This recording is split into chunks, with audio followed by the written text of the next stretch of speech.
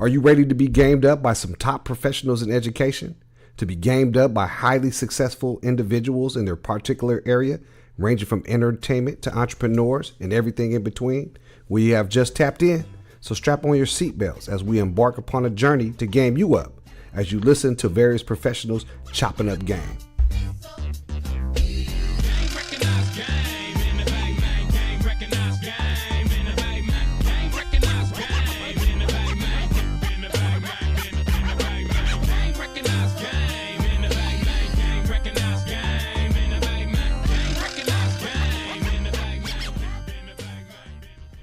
All right, before we get started, I just want to communicate that today's episode of Game Recognized Game is being brought to you by IJO Consulting LLC.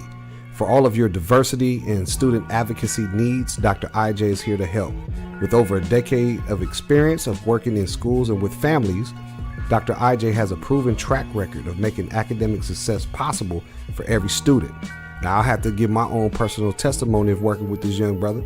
Very successful, very humble, he gets it done because he understands the kids. Working together, we were able to get many kids to graduate that didn't have a shot. So if you are a family that needs additional supports for your child or an educational provider that needs systematic solutions for working with high need students, IJO Consulting LLC is here for you. All right, welcome Planet Earth. You got your guy, Ernani Santos. And we just want to welcome you to the first ever podcast episode of Game Recognized Game. Now, I know some of you are kind of wondering where we're going to go with this. So my vision for this whole segment is to just interview. So where I'm from in the Bay Area, this is an old song. You heard it on the intro.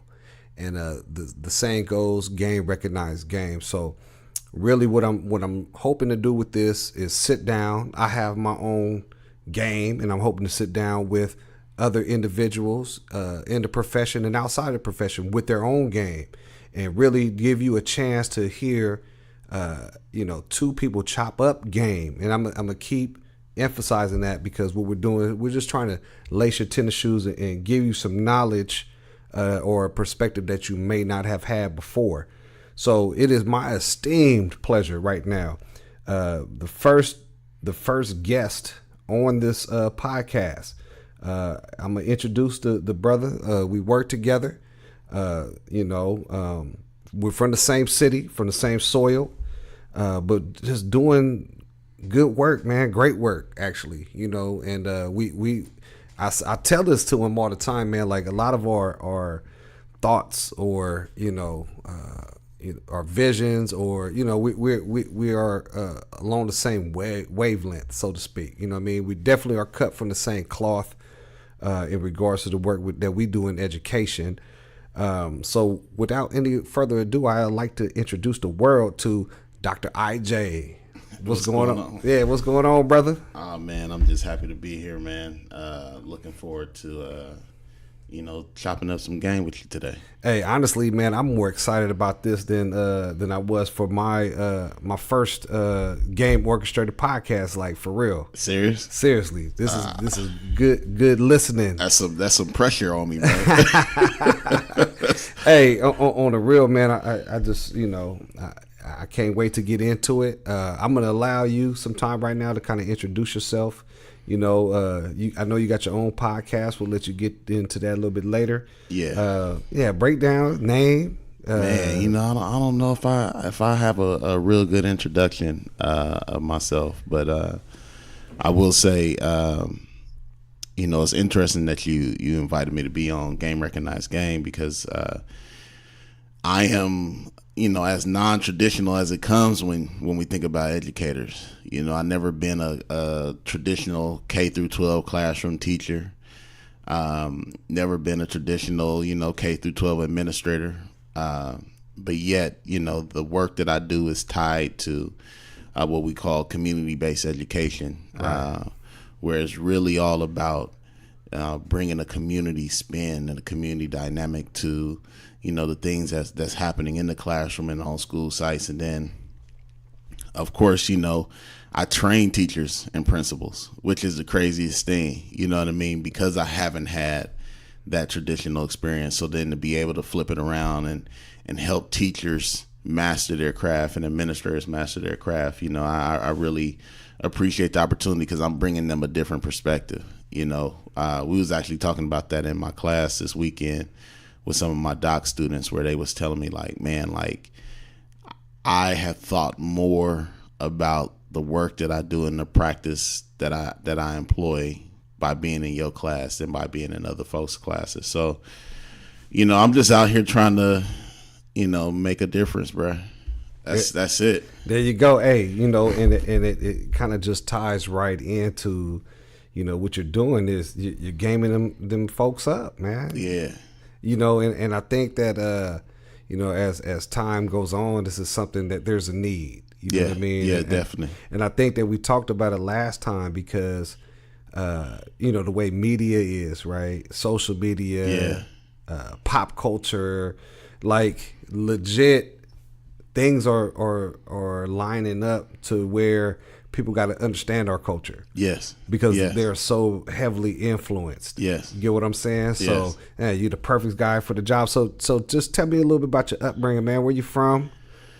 Man, I'm from Loftus, California, born and raised in Vallejo. But it's anybody familiar with Vallejo know that we got different neighborhoods in Vallejo. And so I'm from Loftus, located in North California, man. B.W. Williams, Pecan, you know what I mean? So born and raised to a single parent, but I got a big family network here in the city.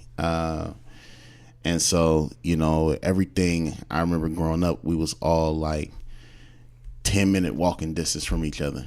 You know what I'm saying? I had an uncle and aunt that lived in College Park. Then my grandmother lived right outside of Dan Foley. My uncle lived up the street from her. So on any given day, you could just walk to anybody's house and be good. Then I actually went to church around the street, around the corner from People's, you know what I mean, at the Rehoboth Church of God in Christ, Kojic. Hey, shout out to Pastor Danny Jefferson, man, exactly, and his man. wife Camille, man. Shout out. Yes, you know what I mean. And so I had that upbringing as a child, man. And so man, like my identity is squarely rooted in this community. Man, interesting enough, where are we recording right now? In Loftus. In right? Loftus. We recording in Loftus, man. So that all brings it back together. Hey, we are live and direct from People's High School, formerly known as People's, now known as John Finney High School, man. So we really are in your hood right now. Yeah, man. I remember when I first came back to Vallejo to work, I would tell the youth, man, we would box in the grass in front of People's all the time. Like, we would get the boxing gloves and just really just chunk them out there, you know what I mean? And then, in my younger days, it's been plenty of times I done shot dice across the street from People's, you know what I'm saying, at them apartments. For sure, always trafficking through that gate, through Richardson Park, man. There you go. Like, you know what I mean? So this got a lot of childhood memories, man. Just in the spot that we sitting right now. Yeah, we back to the soil, man. Yeah, back to the soil. So, give me a rundown, man. Let's just start from the beginning, man. As far as what schools did you go to? So, man, I had this crazy little upbringing where my mom and dad divorced when my mom was about like 6 months pregnant. And so what that resulted in was like, I don't want to say a disagreement because they was always on the same page in terms of what schools I went to. Mm-hmm. The disagreement came in with Pops really understanding what his contribution had to be to the situation, right?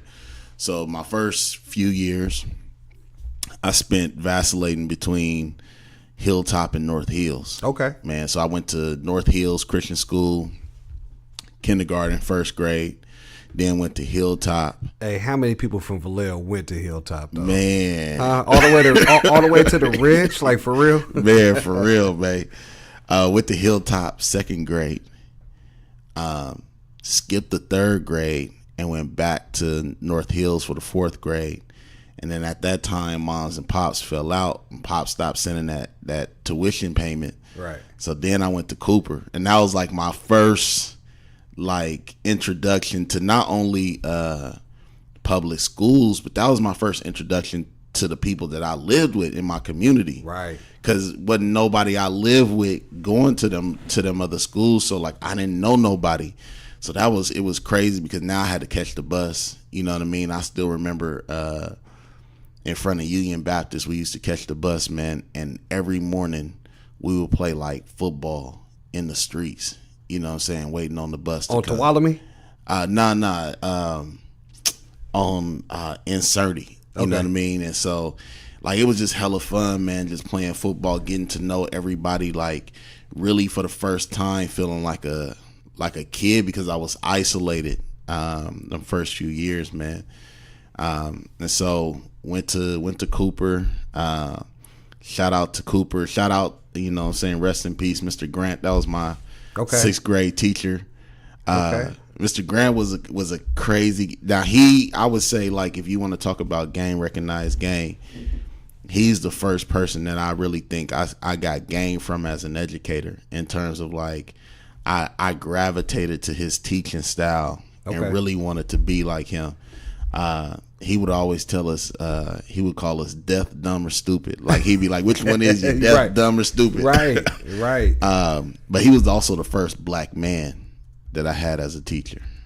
You know, it's crazy about that because, you know, when I think about, I seen something on Facebook, right, where they were like, well, how many of you have had like black educators?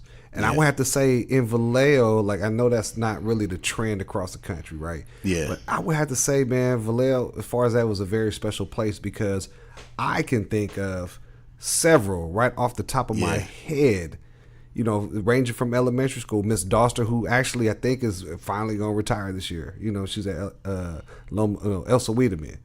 You know, I think about Foster Hicks. I think about like I can run them down. Miss Edwards at John Davidson, and you bringing that too. And I think that Vallejo is unique in that regard. Yeah, well, I mean, it's interesting you say that because I mean I only had 3. I had Mr. Grant, I had Mr. Hasten, my 7th grade year, and then I had Miss Boyette when I went to St. Pat's for 2 years. Okay. So those are the only 3, and like they stick out like sore thumbs to me because I just remember. And when I was a senior at Vallejo, like I was hoping to get Miss Northcutt. Yeah, I remember who was the econ teacher, but I'm also glad I didn't get her because Miss Northcutt wasn't playing. Like she let you know, like I hold your graduation in my hands. So mess with me if you want to. Right. But even with that, you know, when I was looking at the polls on, I want to say it was Facebook, maybe it was Instagram, whatever. There were so many people that had none, like nada. You know what I mean? So, I don't know. I'm very fortunate, I guess, you know, as far as my experience, because when I went to junior high, it was the same thing. You know, I had my, you know, my share of interactions, and then when I got to high school, like obviously it wasn't half and half, but it was way more than what the average is. Right, exactly. Yeah, exactly. Vallejo is unique in that way because I would say even if I didn't have black teachers, like I knew who they were. You know what I mean? And I knew other kids who had them, and so man, that's something that definitely you can't take for granted. Even though most of the students I teach now are white, right? They all like I'm like damn near the first or you know the only one they've ever had. Hey, you a real unicorn, man. You a real unicorn, man, bro. And I'm bringing straight Vallejo to them, so I'm like really a unicorn. Hey, and really that's why I wanted to have you on as my first guest, man, because I know the work that you're doing and you're really gaming up people in many regards. So it was just fitting. I'm like, yeah, we gotta have you. You know what I mean? Let me just go back to your 6th grade teacher. Do you think he had an impact, like in regard, like you're doing the work now, right? Yeah. I mean, you're in education. Did he have an impact in regards to like your style? Do you think? Oh yeah, for sure, for sure. So, you know, I love the bell that's in the background. Hey, listen, like I told you, we are live and direct. Yeah. Matter of fact, let me shut them joints off. So I gravitate towards black educators who have not assimilated to a white version of professionalism, if that makes sense. Yeah, I would say for the listeners, elaborate on that. Yeah, so I mean, what I mean, maybe I shouldn't even say white, man, but like an American version of professionalism. So meaning that you got to talk a certain way, you got to dress a certain way, you got to just present yourself a certain way. And if those things don't match up, if you a teacher and you not wearing a tie every day or a collar shirt every day, if you're not speaking in white mainstream English all the time, right? Like all of those things are looked at within American culture as like, oh, you not being professional enough. If your hair not cut and Right. lined, you know what I mean? And so I've gravitated towards black educators who like bucked those trends and was like, nah, I'm going to be my most authentic self. There you go. Because that's what's going to connect with this group of people or with these kids out here in the streets. And so Mr. Grant was one of them first casts where it was just like, you could tell he was a real one. Right. You know what I mean? He had that same spirit of like Foster Hicks or Tony Gross, you know what I mean? Where it's just like, he was a real one. He was going to keep it 100 with you. You know what I mean? You was going to see the scars as well as, you know what I mean, the beauty. And at the end of the day, the one thing that you never question, or at least for me, I never questioned his love. Right. Like he might say some crazy off the wall stuff to you in class, but that was just him. He was like that crazy uncle that everybody had. So I could recognize that. But at the same hand, it was like, especially if you was black, it was like, oh, he gon' help me succeed. Now I'm giving this from my perspective because it might be somebody be like, oh nah, he didn't he didn't mess with me, but nah, Mr. Grant, he definitely was somebody where I was like, boom, like if a kid feel like that with me, where I can mess with them, but at the end of the day, they know I got their best interests. Mm-hmm. I was like, I'm winning. That's it, man. And as I'm thinking about like, you know, how you're describing your interaction as far as like, where do you teach now currently? What are you doing? Yeah, so currently I teach at Northern Arizona University. I am an assistant professor in their educational leadership program, which means that, you know, folks who are going for their EDD, their doctorate in education. I'm trying to turn it off. No, it's all good. Their administrator credential or their teaching credential, man, I work with them in the program. And then on the side, you know, I work, I'm the program facilitator for the My Brother's Keeper Sacramento Fellowship Program, where we take about 15 to 20 young men of color from all across the Sacramento region. We bring them together and we focus on issues that are pertinent to them within the city, have them give recommendations. You know what I'm saying? We're doing a little research project now with them, you know what I mean? So things like that, you know. You got to have I feel like you can't just go into the academy and lose base with the community. You got to figure out a way to do both. Right. Yeah. And it, you know, that's interesting because, you know, I mean, what are your thoughts on this? I feel like if you're going to work in a community, you should know about the community or, you know, fool with the community. Oh, yeah. Nah, for sure, man. So, you know, I got that. That was like, I didn't even go into my dissertation really thinking about that. But that was one of the main findings that I got was like everybody that I was really that I had as participants in my study, like you, some of the principles of it was like everybody messed with the community that they was in. You know what I mean? Like tough. Right. It was just like, I know these streets, you know what I mean? And the kids know I know these streets. So it ain't like, you know, we literally got some teachers and principals that the only time they spend in the city is when they driving off the freeway. Hey, me and my head custodian, we crack up because we graduated together. Shout out to my boy Pete, but he say they do their 8 and skate. That's it. They do the 8. Not only do they do the 8 and skate, like they ain't even getting gas in the city. You know what I mean? So, I really feel like you gotta, and that's one of the things that I liked about Dr. Bishop when she was in Vallejo. Yes. I remember just like my first just interact, like I had knew her from SAC, you know what I mean? But my first interactions with her in Vallejo was at a church. Like I'm sitting in service and she pop up. I'm like, what is you doing here? Right. And she like, like I'm here to kind of ingratiate myself with the people I'm getting ready to serve. And when I seen that, I was like, okay. I was like, I knew I messed with you tough, but now I'm really, you know what I mean? Because you the real deal. Exactly. Because you coming from a whole nother place. Right. But you understand you only going to be successful in this community if you get to know this community in a real authentic way, man. And so, I really say like any educator, in fact, that's one of the assignments that I have my students do.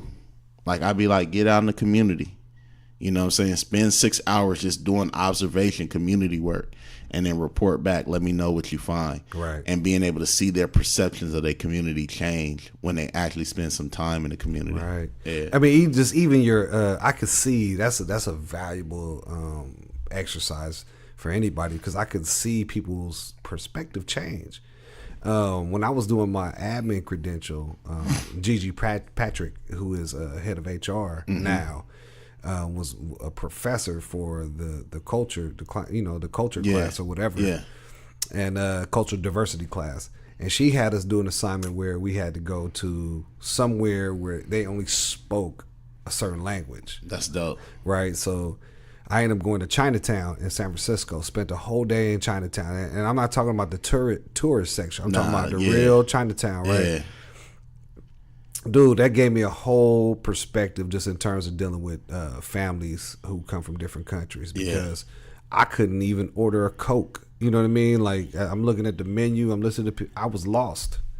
So, I mean, I just appreciate that exercise that you give your students. I give you an example, man. So there's a community in Phoenix called The Square.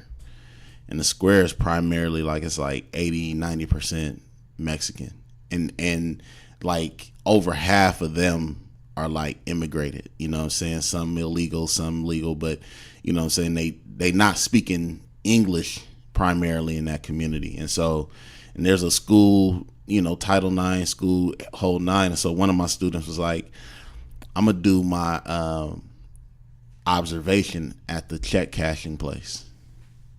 And the check cashing place was in a strip mall, and like there was no cars there, so she thought she was getting off easy. Like ain't never no cars in the parking lot. You know what I'm saying? I'm gonna just go woo woo. She came back and was like, okay, I realized there ain't no cars in the parking lot because ain't nobody got cars. Right. So they all walking, and so what they would do, they would go to the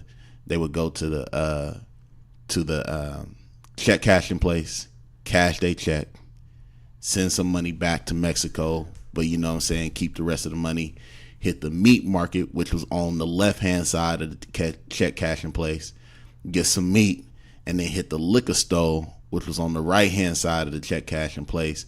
But she noticed that they wasn't coming out with liquor. They was coming out with like milk, you know what I'm saying, juice, like stuff that you can just get at a liquor store, you know what I'm saying, that's not a grocery store. And then they would walk home with their bags in their hand.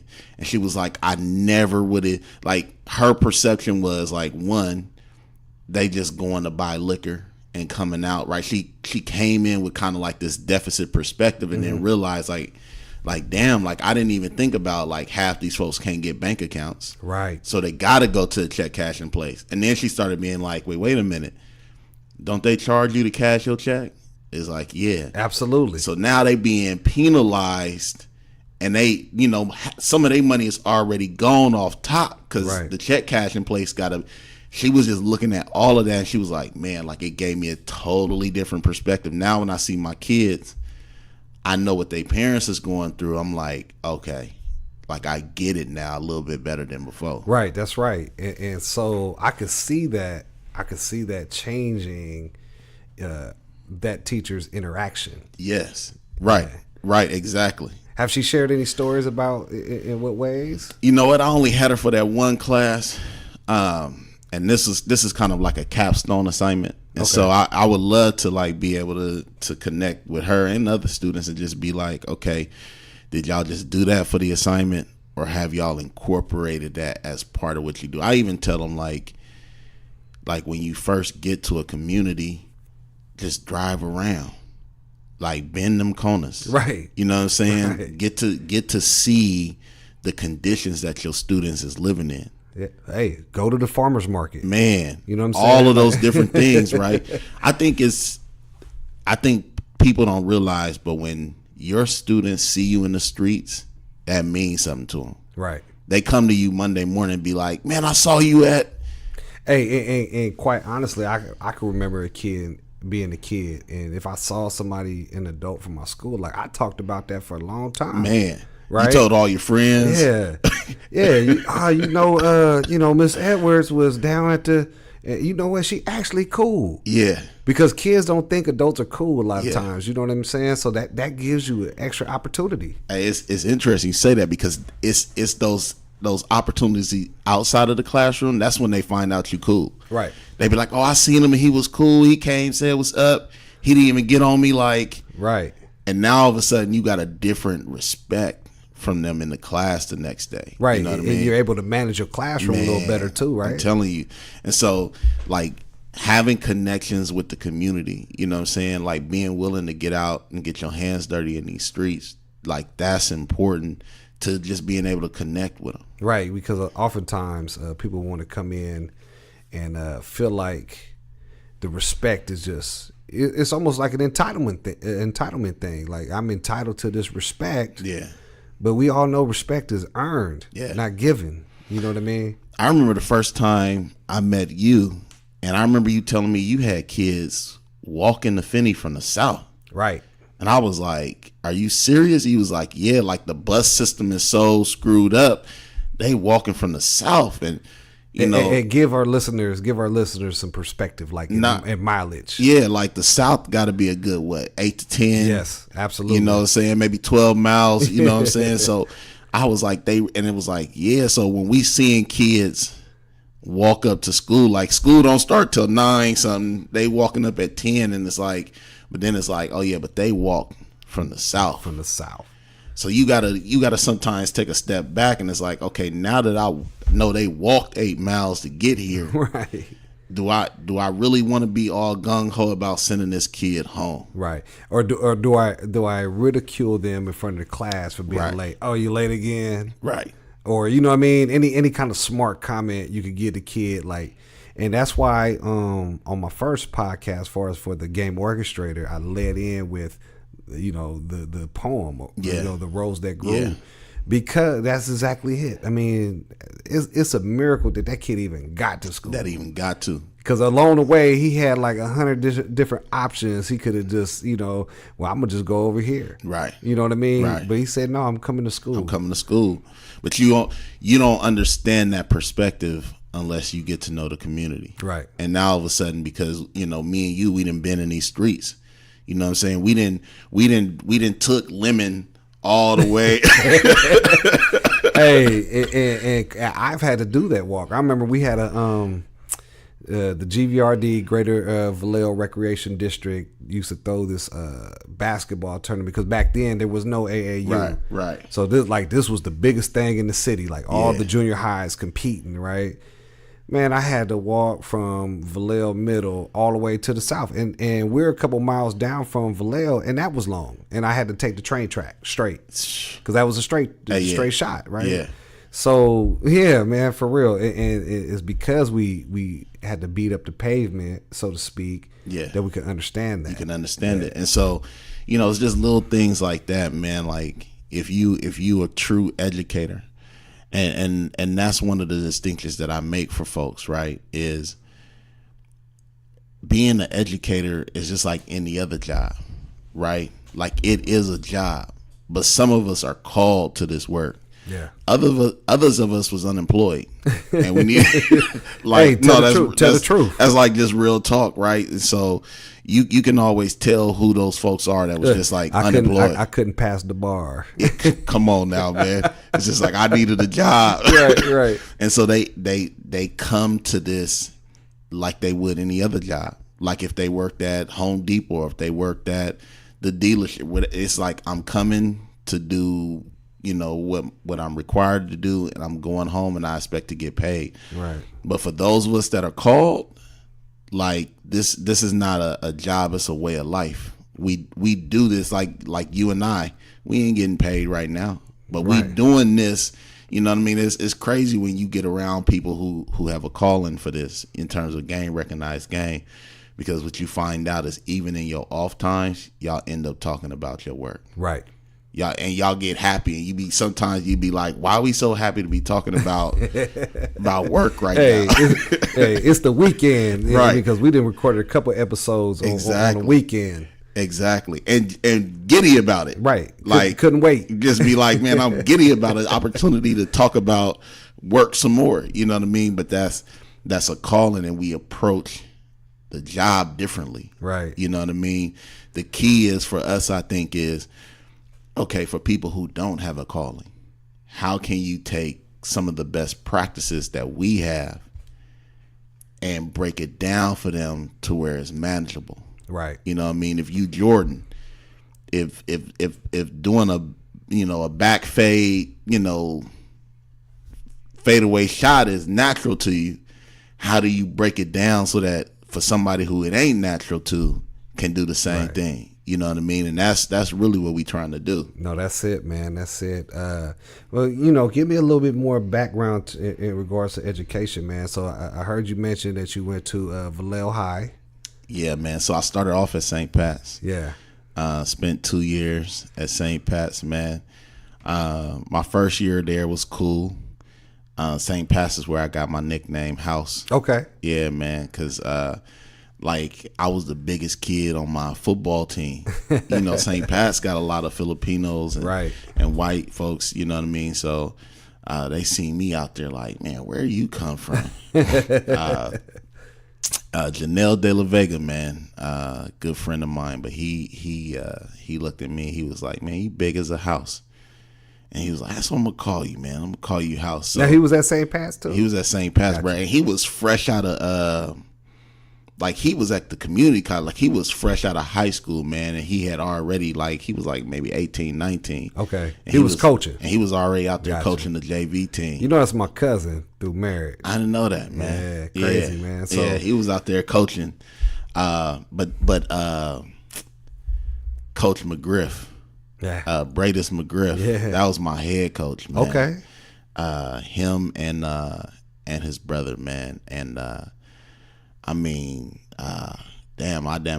felt like a rush of emotions when I brought them up, man, because I love them, man. Like for a young man who didn't have a father, I never was without positive male examples in my life. Between my grandfather, my uncles, they handled that. But the McGriff brothers, man, they just saw something in me. You know what I mean? It was a couple times that I tried to quit football, and they would come to the house, you know what I mean, late night, you know what I mean? I'm in the room, and mom's is like, come out, you know what I'm saying? They in the living room we ain't letting you quit. Right. You know what I mean? You like a son to us, you gonna keep pushing this, man. And so we talk about this a couple times, right? Like the importance of a mentor coming to get you. Right. You know what I mean? And they was that for me, man. They really had a tremendous, if I would have stayed at Vallejo and would have missed out on them for my freshman year, I'd have missed out on a lot, man, because I needed them in my life that year. And so was there for freshman, sophomore year. Sophomore year was interesting because that's when they brought in Ty Johnson and a whole bunch of other folks. They was just we about to blow the football program up, so let's go get the good athletes, and give them scholarships to come. And after a year, the coach left. Who? McGriff? It wasn't. It wasn't McGriff. It was another coach. Okay. Mahoney, I believe. Okay. His name was. Yeah, I know Mahoney. Well, Yeah. I know of him. Mahoney. Yeah, he ended up going to Rio Vista. He was at St. Pat's for years, and then A mutual friend, Clarence Isidore. That's his boy. that's his boy. He's superintendent in Rio Vista. Yeah. So he was traveling from Rio Vista down here every Yeah. day for work, and then he got a job, got opportunity to go just teach there full time. So my sophomore year, end of my sophomore year, it was like that's when Clarence came in. That's when I met Clarence. Right. You know what I mean? Again, he poured into me. It's crazy because the people who pour into you, you end up running back into Right. later in life. You know what I mean? That's They right. pour into you as kids, and then when you become an adult, they welcome you back in. They be, oh yeah, you need a job? Come on. Right. You need a come on. Like, I've been knowing you since you was a kid. That's why I was pouring into you when you was a kid, because I knew I needed a new soldier when you was gonna become an adult. But then after like 2 years at St. Pat's, man, like we all left and came to Vallejo, man. And so As a unit. as a unit, bruh, like as a unit, I remember Ty coming to me. It was like, bruh, I'm out. He was like, we going to Vallejo. You coming? I was, man, all right. You know what I Right. mean? And so, I ain't gonna lie, man. Being from Vallejo, it's always the debates, right? it is. Oh, okay. Who was better, Hogan or Vallejo? What years? I'm not gonna lie, man. Y'all, because before y'all, I graduated from Hogan. Yeah. So the 3 years prior to you guys, like we was it. You know what I'm saying? Like Yep. we was shocking everybody because we was pretty much putting the smack down on Vallejo, which never happens. Yeah. So there was like a 3, but then y'all came, and that particular class, man, that cohort of kids, it was special. Yeah, it was, man. And it was special because they was also like, that's the years that they was really good in basketball. Yes. Too. You know what I mean? The track team won state one of the years. I mean, like, CC Sabathia was during that year. I Man. mean, like that cohort it was was just off the chain. It was just crazy. So it was, again, it was interesting to just go from like that kind of sterile, non-chaotic environment of St. Pat's, and then to come to Vallejo and experience that. You know what I mean? As my last stop in the K through 12 pipeline. And then, when I was at Vallejo, I've always had like a little bit of consciousness with me, right? So like I had hella fun playing, football, wrestling, like all of that was fun. But Vallejo was the first time I really noticed how when you were in a public school, how they tracked you. right. And if you didn't have certain, academic gifts and talents that they recognized, you was put on a certain track. Because Right. when I was at St. Pat's, it was like, oh, you going to college, here's the track that you on, here's the classes. So when I got to Vallejo and my counselor gave me Bonehead math. man, I looked at my counselors like, I already know from St. Pat's what I need to take for the next 2 years. Right. So you need to line me up with a physics class, or, you know what I mean? Like, you need to line me up. And my counselor They looked was at me shocked, huh? like, okay, like we'll get you. But then I'm looking at a lot of my peers on the football team and stuff, and I'm like, y'all not in this class? So mind you, I'm on the team with them, but I'm not in classes with them Right. because I had my counselors put me on a totally different track. You was gamed up though. I was gamed up. Yeah. You know what I mean? And they didn't have that game. And that's when I first started just recognizing like, oh, I see how the system works. And the parents didn't have that game. You know what I No. mean? Which is kind of like the mission, you know what I'm saying, and vision for what we get ready to do in terms of our other segments too. Yep. So you right, man. You right about that. And it's interesting you say the parents didn't have a game because my mom didn't have a game either. right.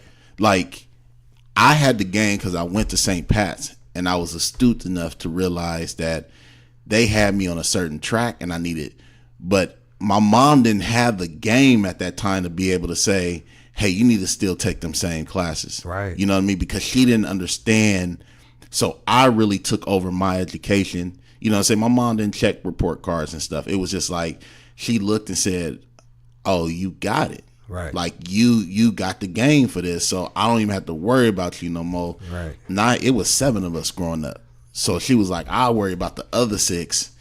You just handle your business." You know what I mean? And like you said, like I really was just looking around like, oh, it's real easy to get lost in the shuffle here. And just so you know, that is not anything short of amazing, man, for a young man to realize that, because most people will come in there and take the easy route out anyways, but you were able to decipher that, like to say this is not right. Yeah. Where many of your teammates didn't, maybe they did know. Some of them might say, no, this is the easy route. You know what I mean? And it impacted me socially. Yeah.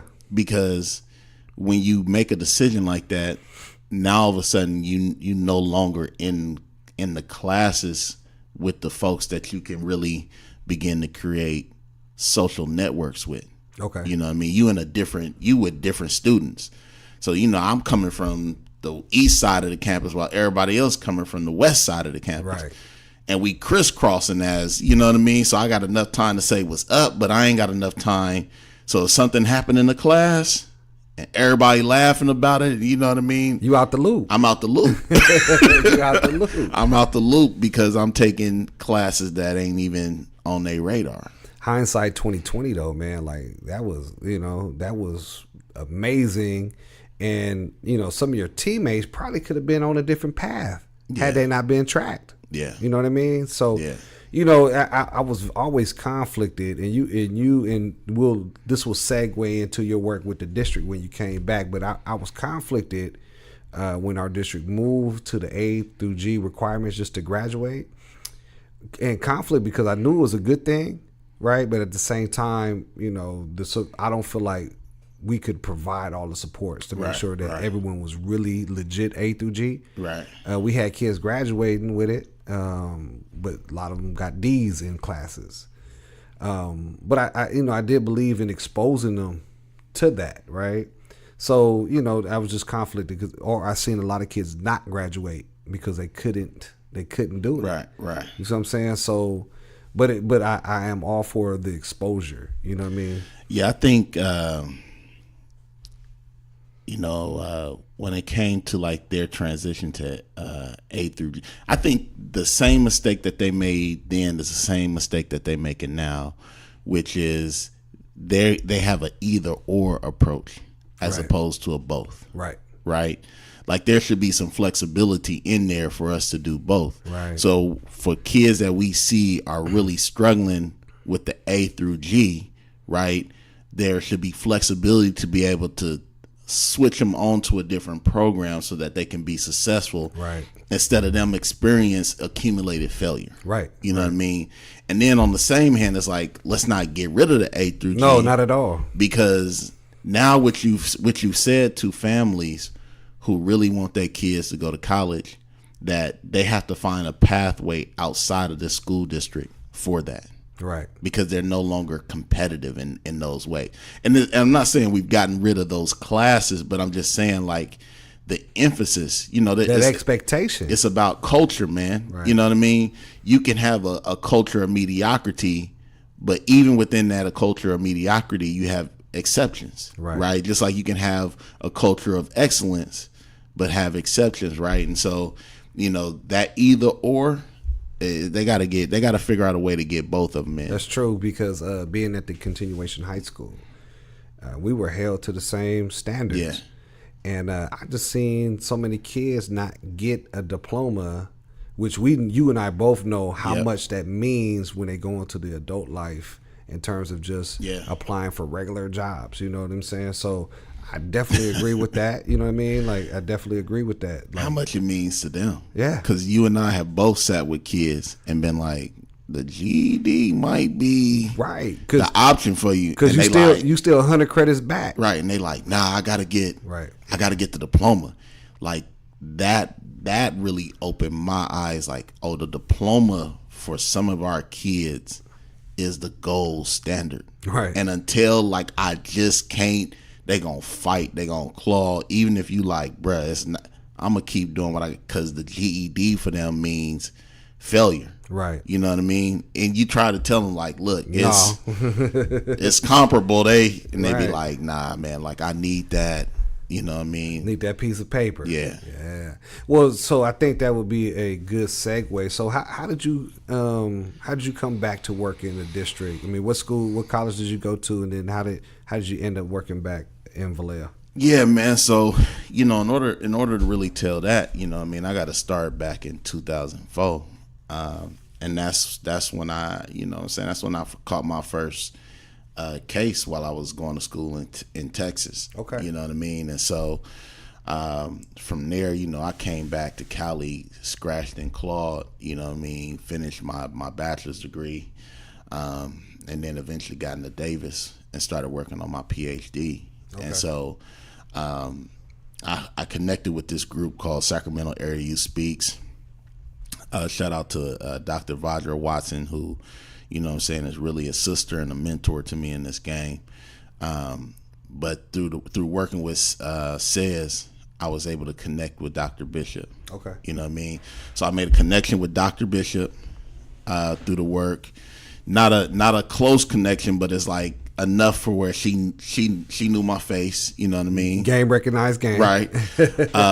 Then I connected with Sister Belle Reyes and Sister Kendra Montgomery. I remember Kendra at UC Davis, and they were like really focused on like community engagement, and so, you know, it was one of them things where I had a relationship with Shaq, and they was telling her like, oh yeah, we got this new brother in our program, woo. You know, his name is Ijoma, you know, and Shaq was like, oh, I know Ijoma, I got a relationship with him. So, you know, they was putting their work together, and so, you know, I don't know who came up with the idea, but they, you know, all of them got together and was like, let's bring Ijoma on. Right. Let's see what he can do. And so, you know, they understood that I had that experience, you know what I mean, of being in the system, being in the streets and you know, trying that street life, you know, even though I was unsuccessful at it, right. Which is crazy, you know, and they was like, you know what, I think he'd be good with the kids. Right. You know what I mean? And so they brought me in with the mandate of just one. They was like, look, we losing them all right now.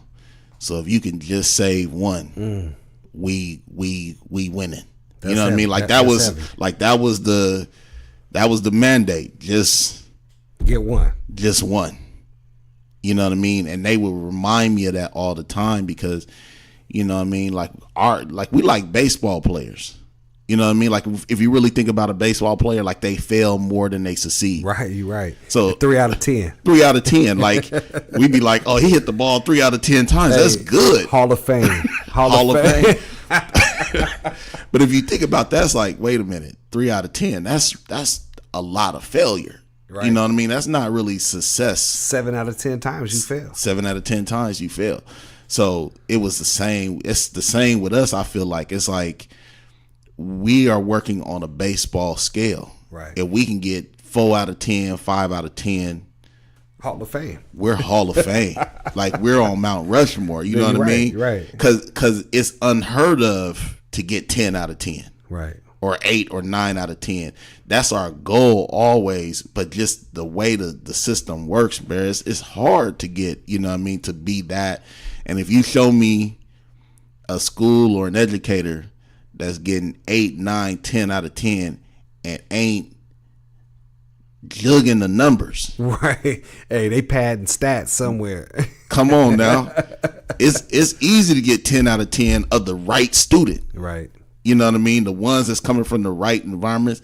It's hard to get 10 out of 10 when you dealing with students that got all the boxes checked. Right. Every single one. Homeless, probation, you know what I mean?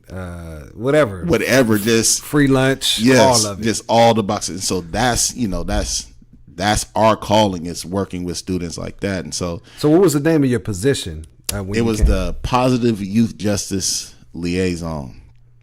And my job was to work as a liaison between juvenile probation and the school district. First time it had ever been done. Usually probation officers drop kids off at the school, pop up unannounced, you know what I mean? Like no relationship at all. And this was the first time they was like, wait a minute, like we dealing with the same kids. We're going to build a bridge. Yeah. And what it was really noticed, they was like, this one kid is receiving the same services from you, me, and somebody else. Right.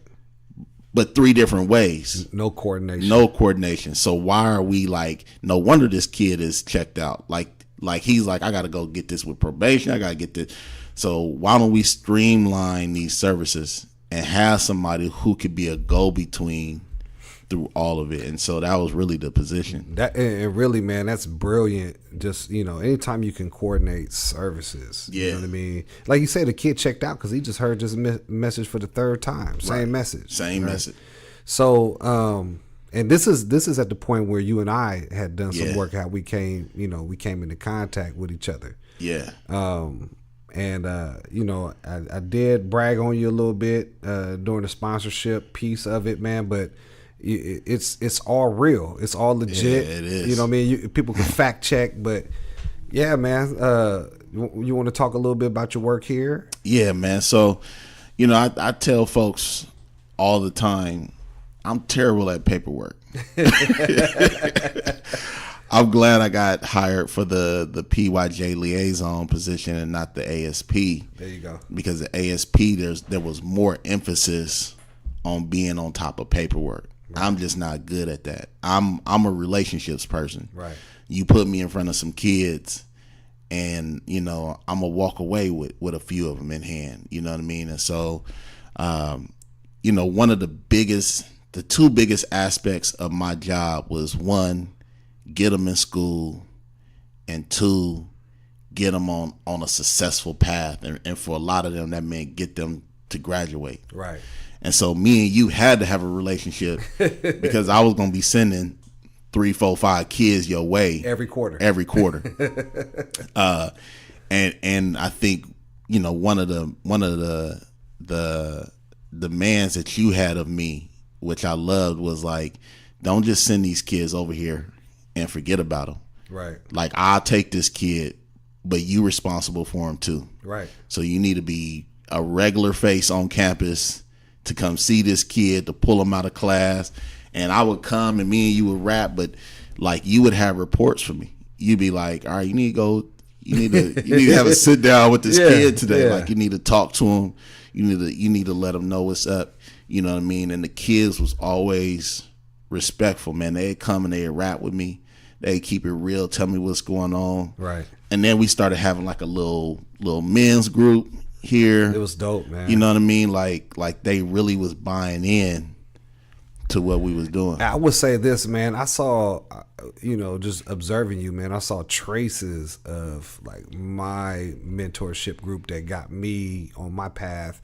Like I literally would watch you walk in out of your own pocket, bringing the kids food, right? Yeah. So you get ready to do your men's group, you're providing lunch.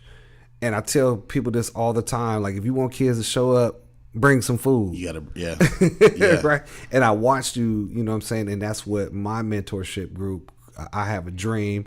Shout out to, the sponsor, Jeff Lawrence, mentor, Pelton Stewart, and, James Leonard. He was the first, Mr. Leonard from Franklin was the first mentor before Mr. Stewart kind of phased in. But that was the draw. A lot of times, like, were we there for the information? Maybe not. But we was there for the food, and in the process, guess what we got? Information.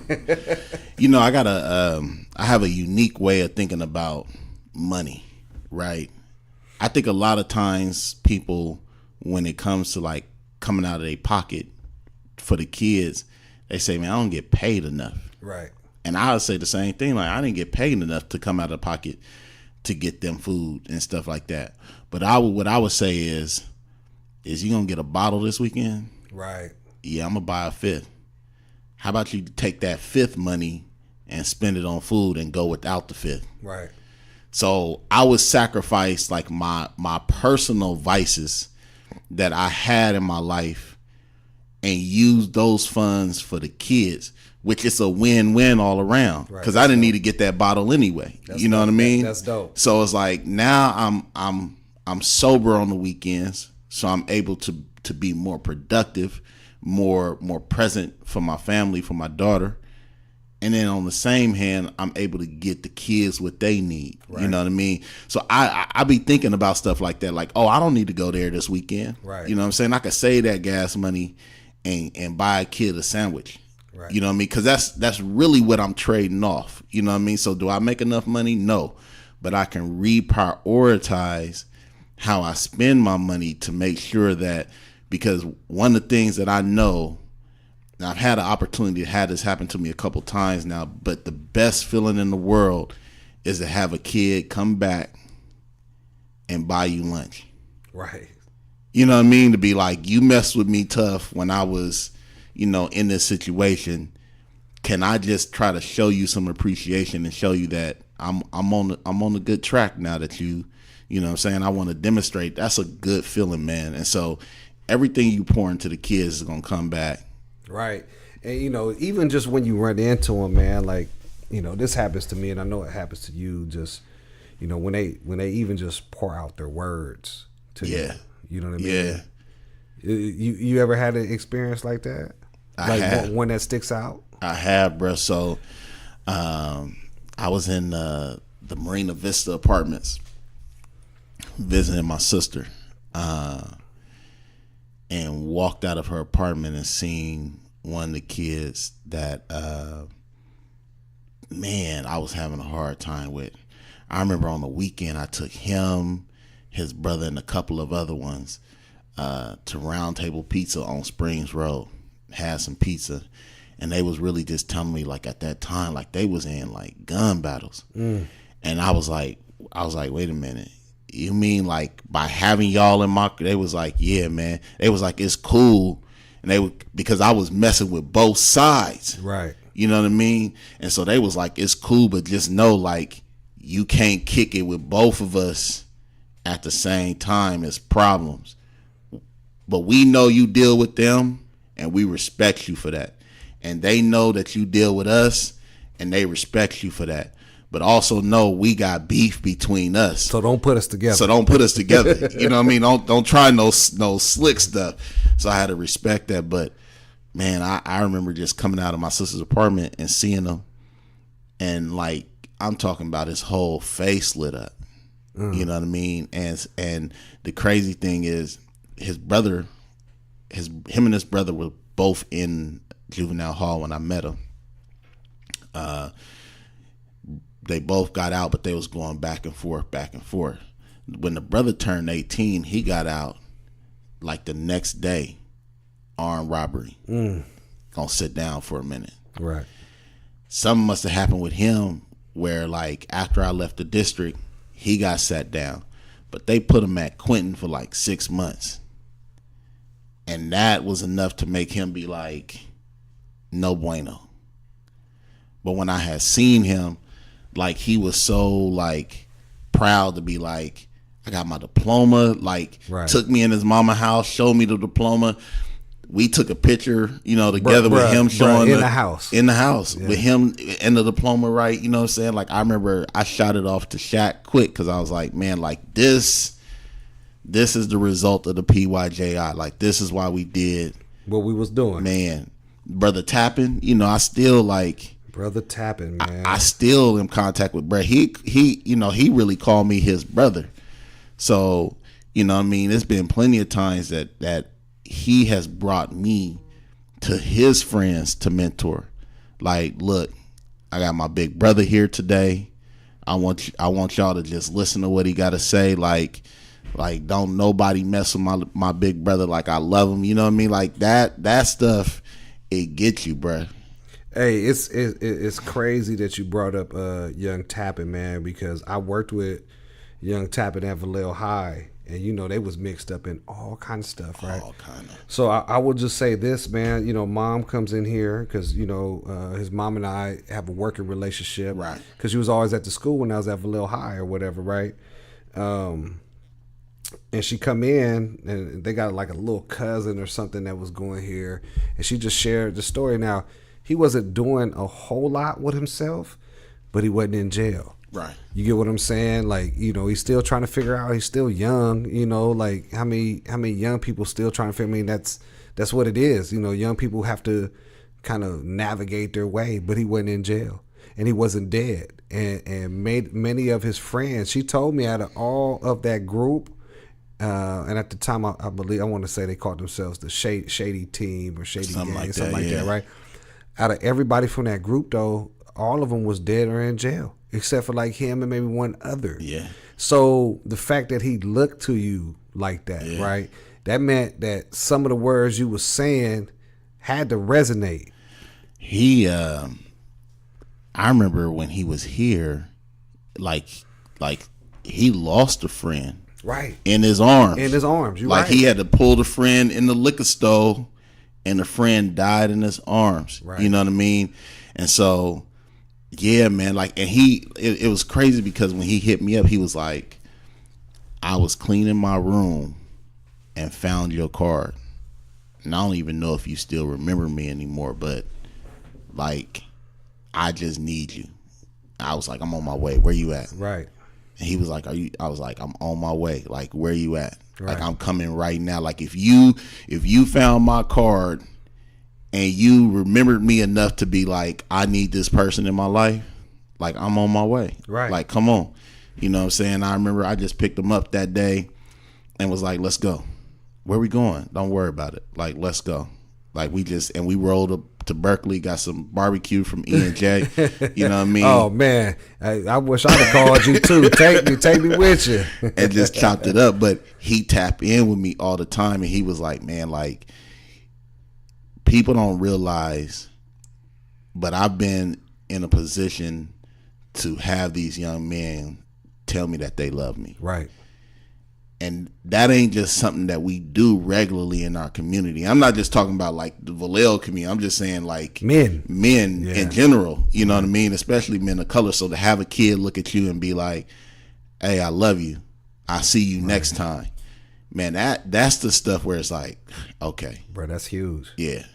That, I mean, you said it earlier, man. A calling like that only happens when you have embraced your calling. Yes, You know what I'm sir. saying? Yeah. Yes, sir. That's huge. And I'm just thinking about, that statement from that young man. Like, and here's where your work is so important. And obviously now you're impacting it on a bigger scale, which I want you to talk about in just a second. But you know what I'm saying? Like, through your work have impacted. And when I say this young man had challenges, I'm telling you, this young man had challenges. We talking about substance. We talking about violence. We talking about all of it. And for you to be able to have that impact, man, is big. So you were having a direct impact on young people. Let's talk about your transition in terms of your current position, and now how are you impacting the game, so to speak? Because it's not so as direct as it was before. Yeah. So, I think one of the reasons why you go get your PhD is that you begin to understand that a lot of the issues that we deal with are structural. You know what I mean? When you trying to deal with these issues at the school site level, even at the school district level, it could be very difficult because this is just one of 1,000 school districts in California. Right. And so, you want to try to impact it at a larger level. So being able to be a professor now, being able to take pride in the fact that I know nobody else in this program is going to say this. And then being able to get folks to shift the way that they think. I was looking at this TED talk the other day, but one of the things that it said was like the the easiest way to get rid of bias and racism and sexism and all of those different things is exposure. Right. You know what I mean? Like when people are aware of what these things are and how it harms other people, they're less likely to engage in those particular behaviors or activities as frequently as they may have before, right? And so that's really what I feel like, you know what I'm saying, my job is now is to bring a different way of thinking about how to educate individuals. And really all of it is just common sense, right? Right. So we teach in unnatural ways. And what I mean by that is most of us learn as part of a community, right? You wonder why black and brown children do so well in sports, because they learning as part of a team. Right. They're not learning as individuals. But then you go into the classroom and you're no longer part of a team. It's just you, an isolated unit that we are trying to educate it in an isolated environment. It don't work. Right. So when you really explain that to people and you ask them, like, in your adult life, how often have you worked siloed? Right. Versus how often do you work as part of a collective, a community? So why are you teaching that way? Like, you're not just hurting our kids, you hurting your kids too. You know what I mean? And so you begin to show them those common sense things. You begin to talk about the importance of relationships. You begin to say that within the black and brown culture, within a Vallejo, California culture, kids don't care about you until you demonstrate you care about them. And how often does that just even go over their head too? You know what I mean? Like, it really makes no sense for an adult to expect for a child to care about them before they give care. Right. It don't work that way. You the adult.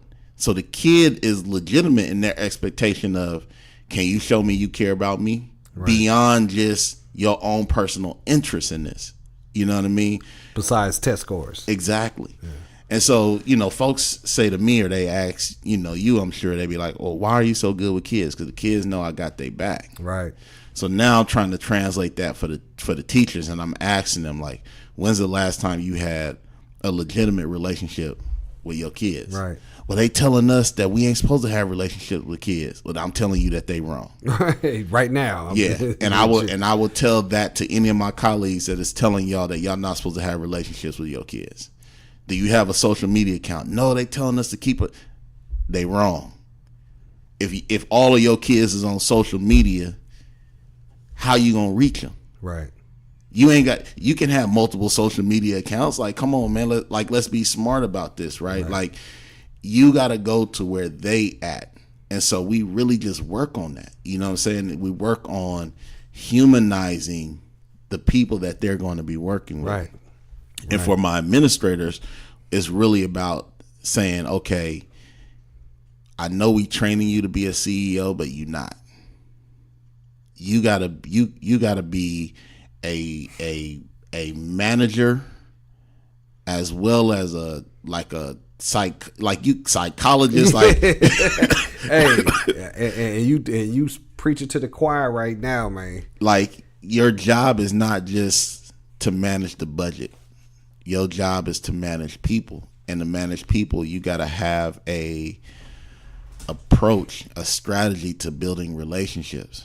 You know what I mean? And so, you know, sometimes you ask them, like, and the crazy thing is, sometimes you'll be like, would you say this, or would you do this to your wife or your husband? But you got to be careful, because some of them be like, yeah, you'd be like, oh, right. Or would you do that would you say that to your mama? You know what I'm saying? But, you know what I'm saying, really getting them to think about that. And then the last step that I do is I problematize ideology, right? So, like, we talk about Kaepernick in our class. Okay. And I ask these adults, I'm like, what did Kaepernick do wrong? And, you know, some of them be like, you know, he didn't stand for the American flag, yada, yada. Okay, I'm with you. All right. Where did you learn about the importance of the American flag? oh, I'm American. Nah, you learned about the importance of the American flag in kindergarten. Right. Because for the first 6 years of your life, every morning you had to recite the Pledge of Allegiance and you had to sing the song. Right. That's brainwashing. Like, good or bad, that's you make somebody do something every day of their life. Right. Before we can learn about our ABCs and 1, 2, 3s, put your hand over your heart and recite this national anthem. I still know it to this day. Man, to the republic for which it stands. Right. So if I could recite that off the top of my head, because I've been brainwashed. Yeah. So you're not mad at Kaepernick because you think what he's done is wrong. You mad at Kaepernick because you've been indoctrinated into a certain ideology that makes you pledge allegiance, literally, right, to this flag and to this national anthem and to this country. That's deep, man. You know what I mean? Deep. So when you break it down the layers like that, and then you ask them why would we want you to pledge allegiance? And not only why would we want you to do that, why are we doing it in schools? Right. If schools are meant to educate you, then why do we start the first thing of every day with indoctrinating you into an ideology? Right. Because schools ain't necessarily about educating you as much as it is about making you a good citizen. Right. Making you a good American. You know what I mean? Which then means that if you're going to be a good American, you got to fill your role. America needs doctors and lawyers. America also needs fast food workers and garbage men. Right. So some kids are being, just like you being indoctrinated to the flag, some kids are being indoctrinated to be doctors and lawyers, while other kids are being indoctrinated to be, fast food workers and garbage men. Right. If you don't recognize that, so it's about pulling back those layers and then helping them see how we all in some ways have been complicit to this system. Right. Because we just accept this, this idea that there are smart kids and dumb kids. Who told you that? Who told you was smart and who told you you was dumb? And on what scale? Have you ever met a dumb person that can do something you can't do? Right. So what makes the things that you can do, how does that translate to you being smart when you can acknowledge that you can't do everything? Right. You know what I mean? So we get them to think about that. And for me, race is always there. I'm a black man. So they always see the racial aspects of it. So I feel like I don't have to go hard on race. I could talk about economics, and in my reviews, they're going to say he talked about race. You know what I mean? So I don't have to go hard explicitly on the race piece. I can just show them how, like, as a poor white person, look at how this system is treating you. Right. Or you know what I mean? Like, and so I really come from that angle with them a lot of times to really get them to think about how this system, you know what I'm saying? And then not only the system, but the hidden curriculum of school, right? Raise your hand before you speak. Why? And what happens if you don't? So the kid that doesn't raise their hand but have the right answer, you really got teachers that Johnny blurted out the answer. So he didn't get a merit, he got a demerit for that. But he had the answer. The person who got the merit was the one who, so you're not concerned with right or wrong answers. You're concerned with rules of behavior, rules of engagement. I reward those who follow the rules of engagement. Those rules of engagement are according to whose culture? Your culture and my culture.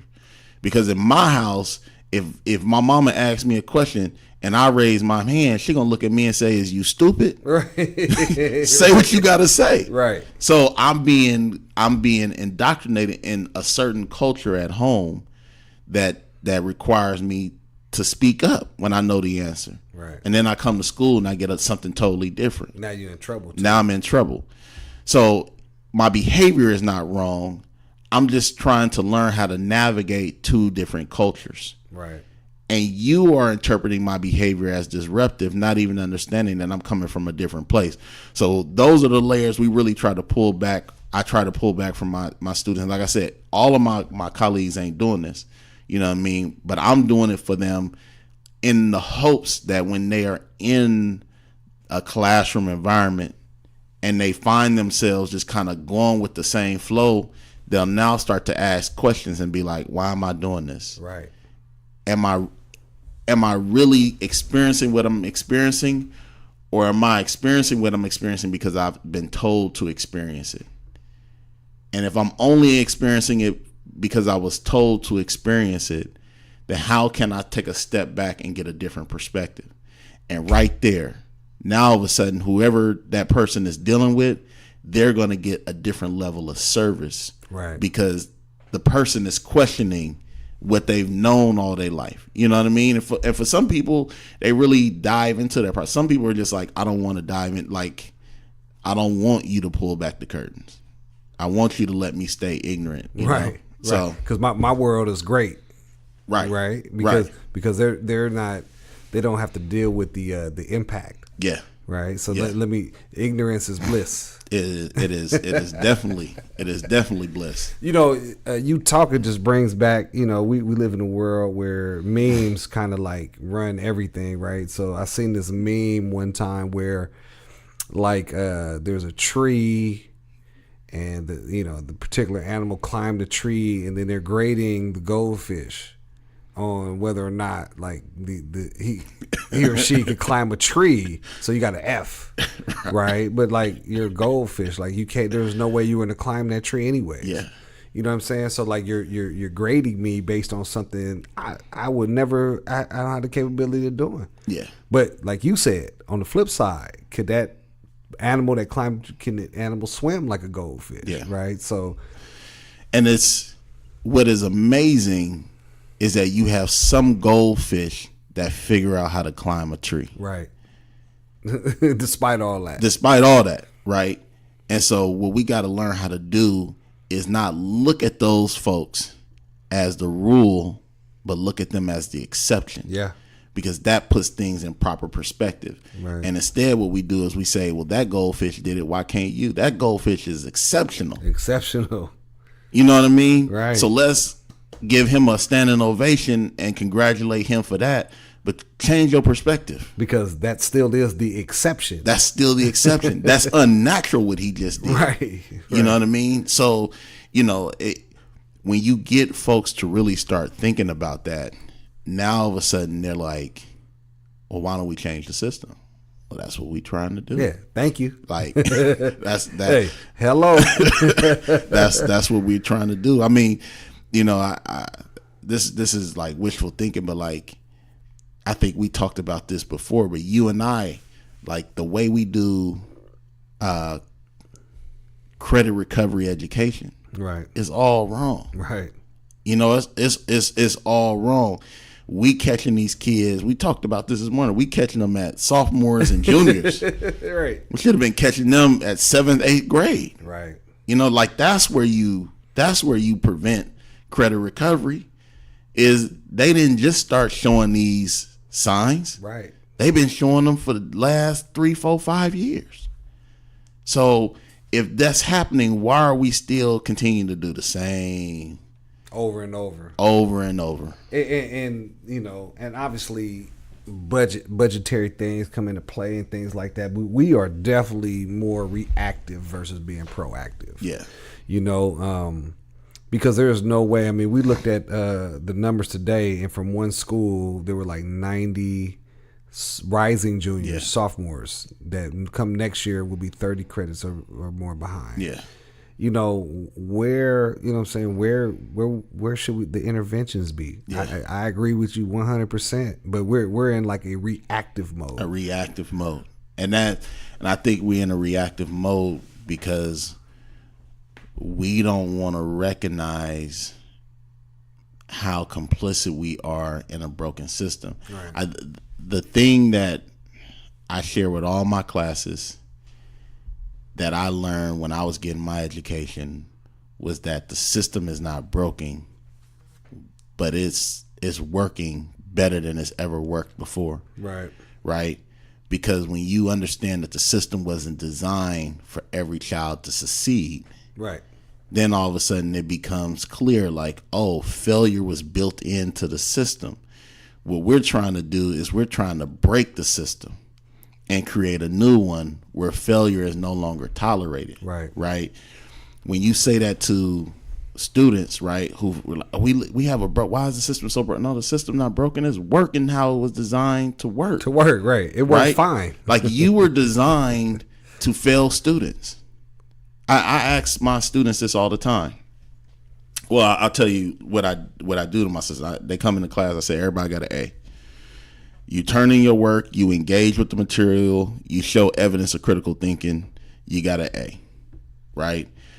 I might comment on how your paper and your work could be better, but if you come, you get an A. Like if you engage, you get an A. Right.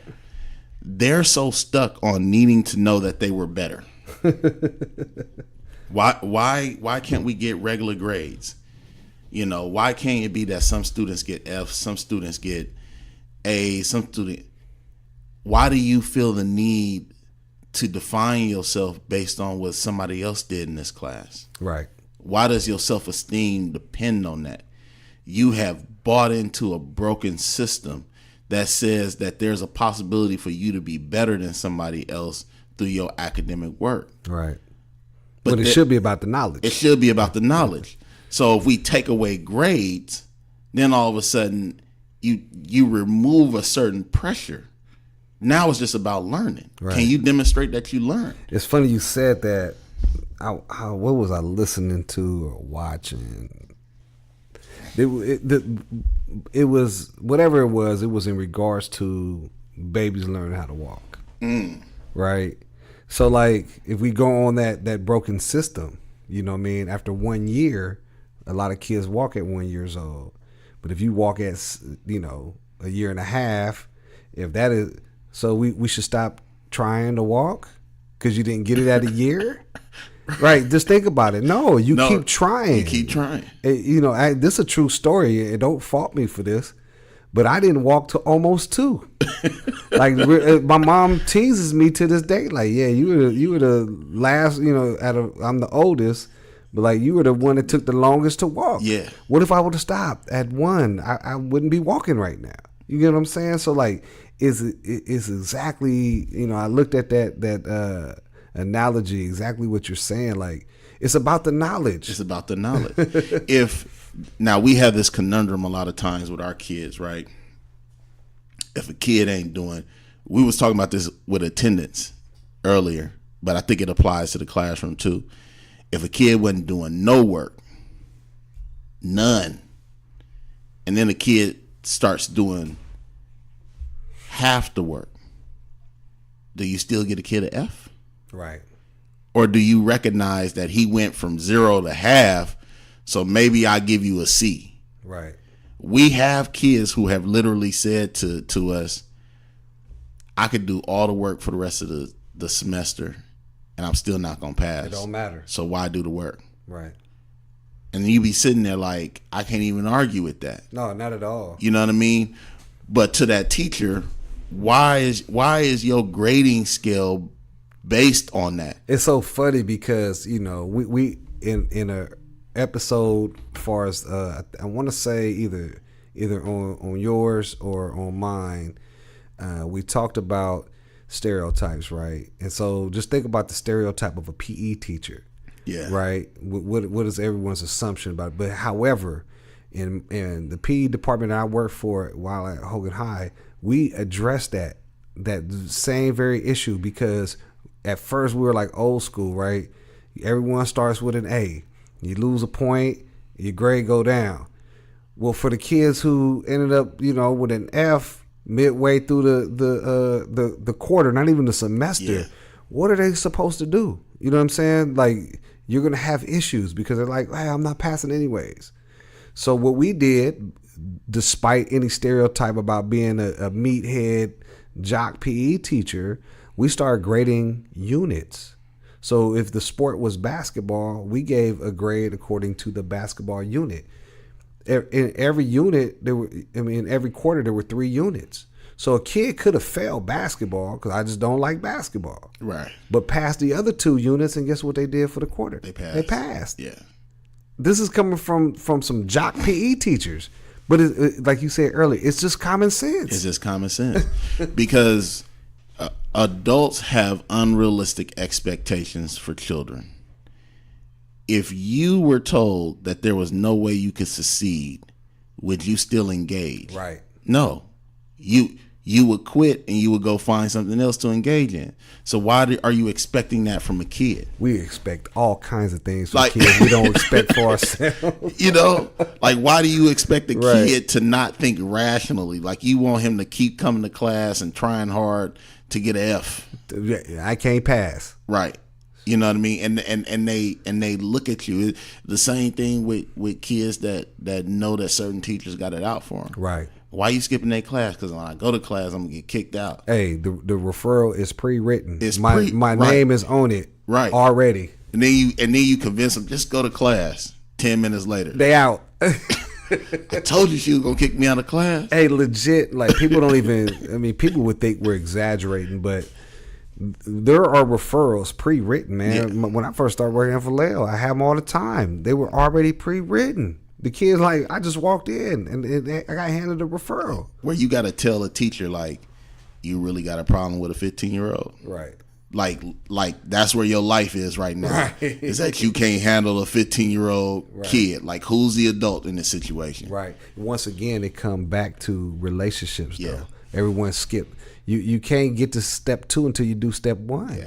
You know what I mean? And you try that, there's gonna be problems. Yeah. You know, if you're building the house, if you skip the first steps of the of the base, Yeah, it's gonna fall down. It's gonna fall down Every time. Yeah.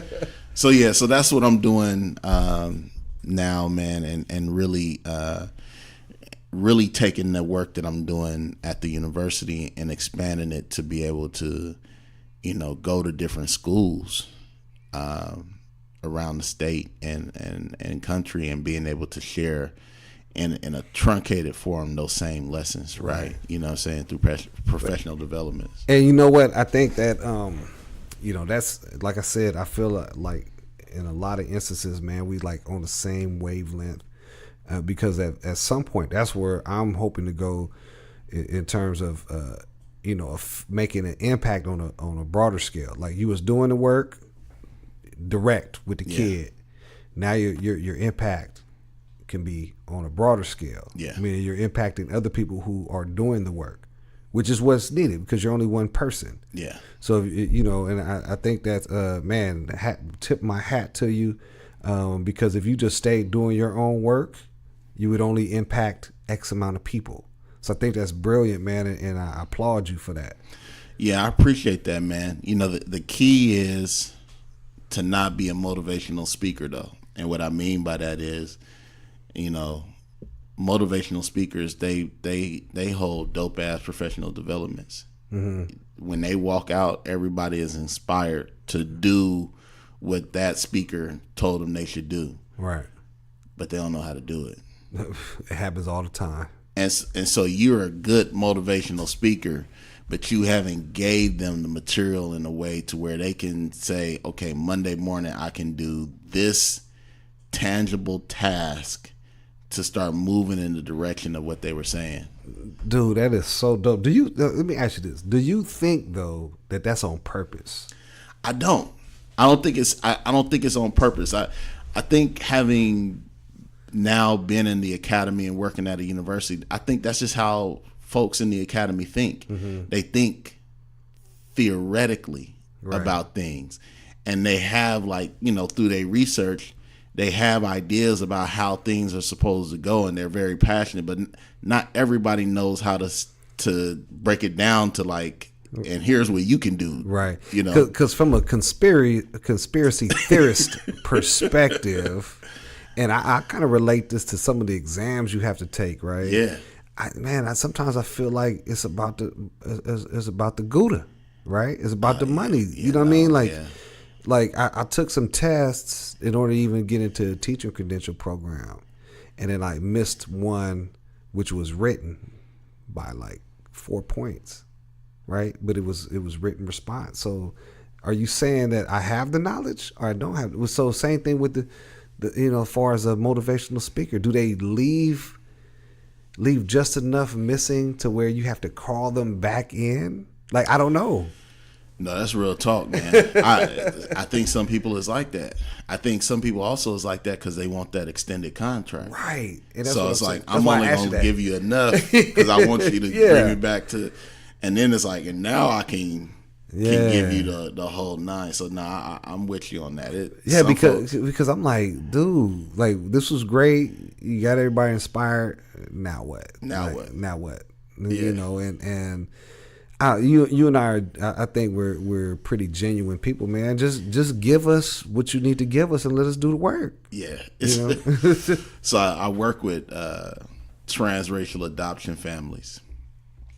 And so one thing we tell some of, transracial adoption is when, and primarily in this case, when the parents are white and the kids are of a different ethnicity.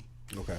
And so we tell the parents, like, you got to go find friends and people to, kick it with that, are of your child's ethnicity. And, we give them all the reasons why, and they be motivated and they be pumped and they be like, yeah, I'm going to go get some black friends. That's crazy. But we don't tell them how to go develop relationships with people. So now you got a bunch of white folks feeling like I got to go get some friends of colors, but they don't know how. Right. They motivated to do it.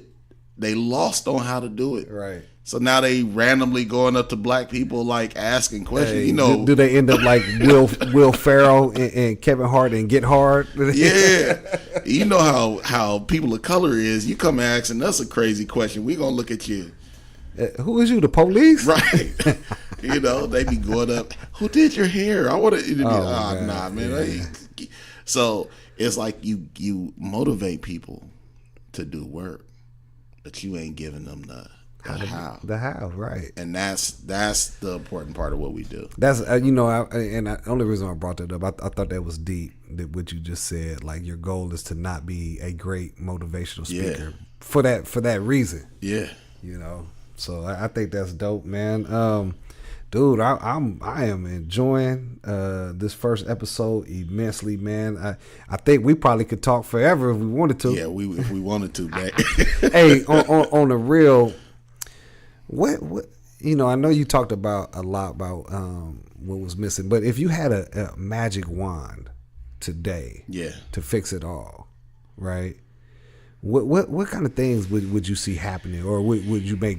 What would you make do what it do with that magic wand? Oh man, that's a hard question. It's so many things. Give me the top then. Give me the first thing you got. I hand you this magic wand. You make things happen. What would be the first thing you would do? I would streamline the pathway for the community to have more access to the school. Not all of the community had, and I'm speaking kind of from a personal place in that as it relates to folks with criminal records. Okay. Right? A lot of schools and school districts, like if parents have a criminal background and they can't pass that fingerprint, like they can't have access right to the kids and stuff. Not only that, we got a lot of like awesome community educators out there, folks that you see these kids with, that the kids light up, football coaches, baseball coaches, right. like that person needs to be at my school, but then it'd be like, I ain't gonna pass a background check. Right. I can't, you know what I mean? Or the school, or even if it's not a background check, it's like we make it difficult for the community to get involved in the work that we doing, especially if they don't meet our standards of professionalism.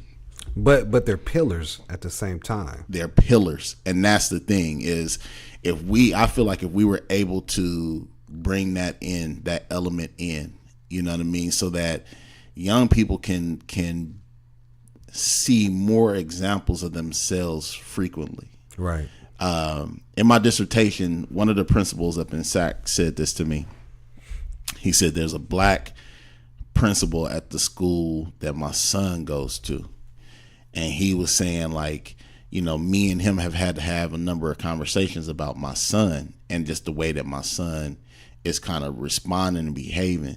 And he was like, I keep trying to explain to dude that like, my son don't recognize you.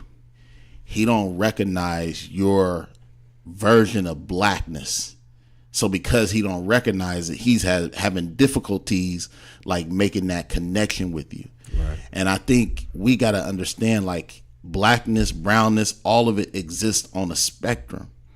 Yet we only want to bring in a certain kind Right. to work in our schools, which means that a lot of our children are being lost because they don't see folks who they can identify with. You got to open up the space to show that there are multiple examples all across the spectrum of black and brown people getting educated. 2 Chainz got a college degree. Right. Lil Wayne got a college degree. We don't talk about that. If Lil Wayne wanted to come and be a community educator in our school right now, you would have people lined up like he can't because he smoked. He got a degree. Got a degree. And our kids need to see that you can have high academic achievement while also not compromising who you are culturally. Right. You know what I mean? And so you don't see too many examples of that. You know what I mean? And I feel like if we first did that, that would be the first step. Yeah, because in order to be a doctor, you got to be straight laced. Yeah.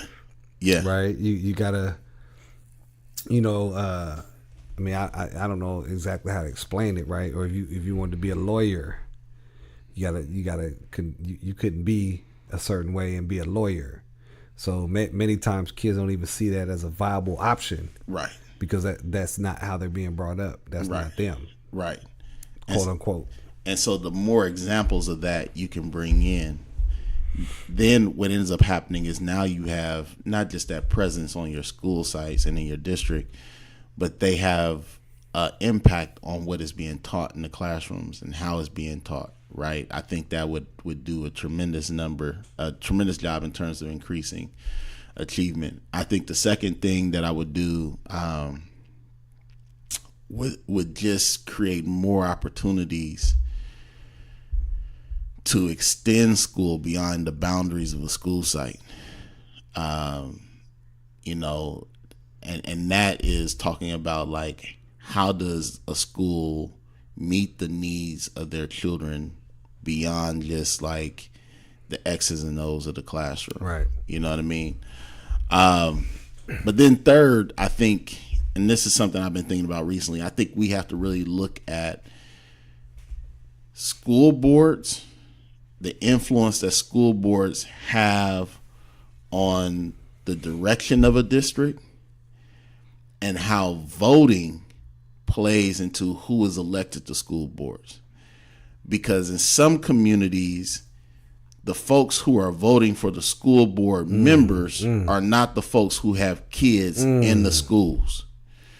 So the vision of the school district is antithetical to the vision of the community, because the folks who are voting now, I know folks are going to say, well, why don't we get more of our people to vote and stuff like that? Okay, I'm with you. Like, yes, we need to do that. We need to educate our people about the importance of voting.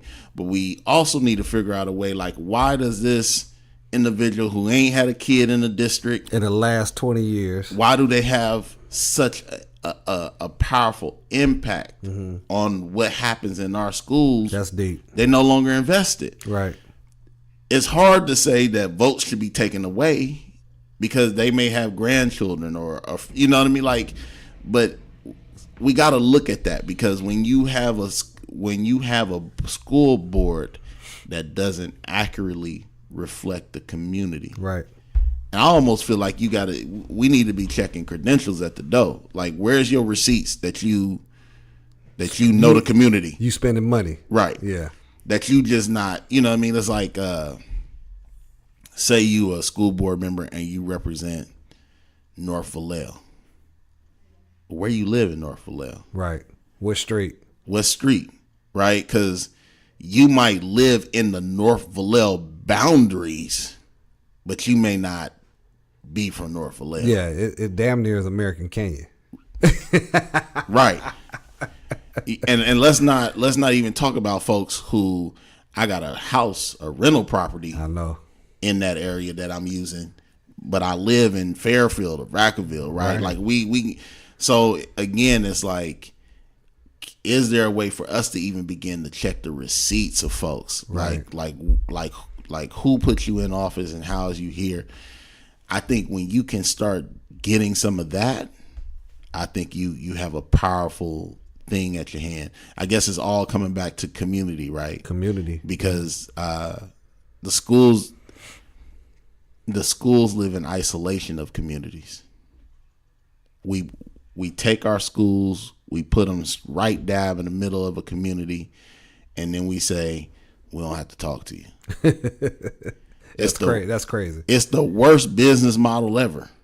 Because you take any business and you put it in the community, that business owner is going to do everything he can. You walk into a liquor store right now that's in the community, and the folks behind the counter, oh, they got relationships with the people that's coming in. Oh yeah, they shaking hands. They got Hey, hello, my friend. They got relationships, right? Yeah, right. Because they understand I'm in this community. Yeah. So I need to have a relationship with you because you my patron. I need to figure out what you like, what you don't like, what you need, what you don't need. Right. You know what I mean? What you want, I need to figure all of that out. And when you come in my store, I need to have the biggest smile on my face, and I need to treat you like schools don't do that. Nose up. Schools is like, we in your community, but we the ish. Yeah. And you need to get with our program. Yeah. not the other way around. Right. That's deep. Y'all want to meet with us? Oh, y'all got to come to us. Right. Because we never going to come to you. And you need to build a relationship with us. We don't need to build a relationship with you. Right. And as a result, I think the research has shown it. Communities where that's not happening, yeah, the achievement is high. Community where there's a schism, the achievement is low. Right. So that would be the first thing I would do. Yeah, everything else, I'm not a Common Core person, but I understand the importance of it. Right. You know what I mean? I'm not a charter school person, so I don't really have an opinion on whether we should be Common Core, not common, charter school, not. I just feel like if you had better relationships, right, with the community that you work with, if you took that retail business model, you know what I mean, and really begin to ingratiate yourself to your customer more often. Home Depot can come put a store in your community tomorrow, and they only gonna cater to the folks who spending money in that community. Right. They not gonna cater to folks who ain't got no investment in their business. In their business, yeah. It's the exact opposite with schools. We cater to folks who have no investment. You ain't spent a dime in our school district all year. Right. But you come to us saying you don't like something. Nah, man. Right. You know, we need to have some feedback input from people who are in tune. Yeah. In tune with what's going on. And I mean, this is just the nature of people. And we can't fit in a box. Because what works for Vallejo might not be what's working in San Francisco, right. And vice versa. Right. What's working in San Francisco, and you can have all the data you want. You got to get in tune with the community to figure out if that's going to work or not. We've had that happen here in Vallejo. I've seen it over and over and over again. You got somebody that's coming from Oakland, San Francisco, Richmond, and they come. Oh, I done worked in the inner city. I done worked with. Oh yeah, I'm coming to Vallejo. I know exactly what to do. Right. And they fall on their face every time because it's different. And you gotta. And we tell them when they come in, I get you been working in these environments.